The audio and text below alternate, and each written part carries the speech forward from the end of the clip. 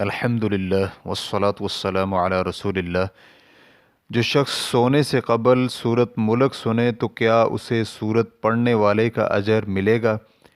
سوال کیا گیا ہے سورہ ملک جو کہ عذاب قبر سے بچانے والی بھی ہے، اگر اسے کوئی شخص سنتا ہے جو پڑھ نہیں سکتا تو کیا اسے سننے پر قرات کرنے والے کے برابر ثواب ملے گا؟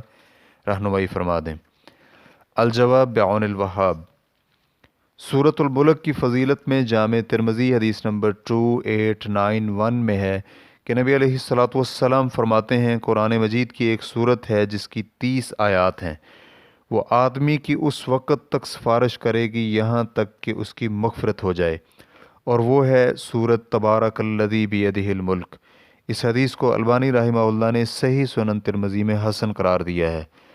ترمذی حدیث نمبر 2892 میں ہی سیدنا جابر رضی اللہ عنہ بیان کرتے ہیں، نبی علیہ الصلاۃ والسلام اس وقت تک نہیں سوتے تھے جب تک سورہ سجدہ اور سورۃ الملک نہ پڑھ لیتے۔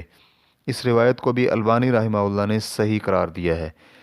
اسی طرح نسائی حدیث نمبر 10479 میں ابن مسعود رضی اللہ عنہ سے مروی ہے، وہ کہتے ہیں کہ جو شخص سورۃ الملک ہر رات پڑھے تو اللہ رب العزت اس سے عذاب قبر کو روک لے گا، اور ہم رسول اللہ صلی اللہ علیہ وآلہ وسلم کے زمانے میں اسے مانعہ یعنی روکنے والی کہا کرتے تھے، اور یہ قرآن مجید میں ایک ایسی صورت ہے جو اسے ہر رات پڑھ لے تو وہ بہت زیادہ اور اچھا عمل کرتا ہے۔ اس حدیث کو بھی البانی رحمہ اللہ نے صحیح ترغیب و ترہیب میں حسن قرار دیا ہے۔ مقصود اور مطلوب یہاں پر حدیث سے ظاہر ہونے والا معنی ہے کہ یہ فضیلت اس شخص کے بارے میں ہے جو یہ صورت پڑھتا ہے۔ تاہم اس بارے میں مزید تفصیلات کے لیے آپ سوال نمبر 26240 اور اسی طرح سوال نمبر 191947 کا جواب ملاحظہ فرما سکتے ہیں۔ لہٰذا پڑھنے کی بجائے صرف سننے والا شخص قاری یعنی اس صورت کی قرات اور پڑھنے والا نہیں ہو سکتا۔ اگرچہ قرآن مجید کی تلاوت سننا ایک شرعی اور مطلوب عمل ہے، لیکن اس کا یہ مطلب بھی نہیں ہے کہ صرف سننے والے کو بھی پڑھنے والے کے برابر اجر ملے گا۔ ہمیں سننے اور پڑھنے والے دونوں کے اجر میں برابری کی کوئی دلیل نہیں ملی۔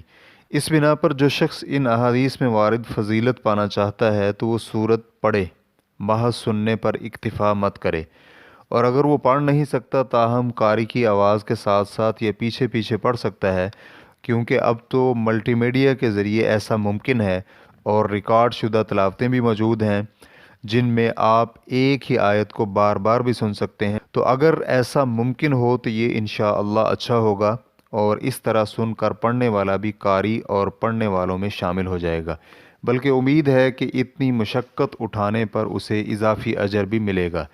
اور اگر کسی کے لیے اس انداز سے پڑھنا بھی ممکن نہیں یا انتہائی زیادہ مشکل پیش آتی ہے تو وہ حسب استطاعت سننے پر اکتفا کرتا ہے، تو ہم امید کرتے ہیں کہ اسے پڑھنے والے کے اجر سے محروم نہیں کیا جائے گا، اور نہ ہی پڑھنے کے بدلے وارد فضائل سے محروم کیا جائے گا، کیونکہ اس نے اپنی بساط بھر کوشش کی ہے۔ واللہ تعالی اعلم۔ اسلام کیو اے ریکارڈنگز، مؤسسۃ الشیخ محمد صالح المنجد، المملکۃ العربیۃ السعودیہ، فتویٰ نمبر 228366۔ والسلام علیکم ورحمۃ اللہ وبرکاتہ۔